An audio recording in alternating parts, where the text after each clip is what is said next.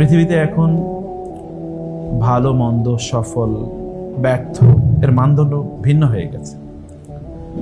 কোন এক সময় সফল বলতে তাকে বলা হতো যিনি ভালো মানুষ ছিলেন, মানুষের জন্য কাজ করতেন।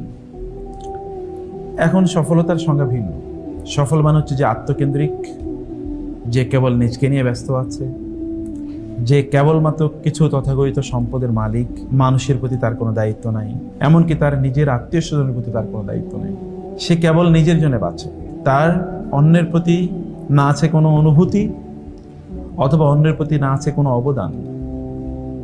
এটা একটা ভয়াবহ একটা ডিজিজ।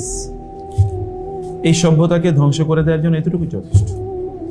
দেখেন না জাতীয়তাবাদ মানুষকে কিভাবে কুরে কুরে খাচ্ছে। এই দেশ ওই দেশের উপর আক্রমণ করবে, এই দেশ ওই দেশের সম্পদ লুণ্ঠন করে নিয়ে যাবে। এটা এখন মানুষের চরিত্র হয়ে পড়েছে এবং এটা অধিকার মনে করা হয়। জাহেলি যুগে ঠিক কেমন ছিল?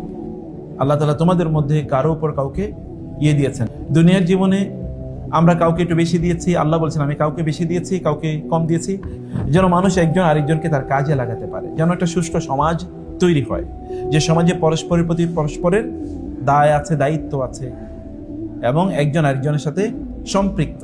এরা কেবল আত্মকেন্দ্রিক না, ওই জাহেলিয়াতের মতো তারা জীবন যাপন করে না।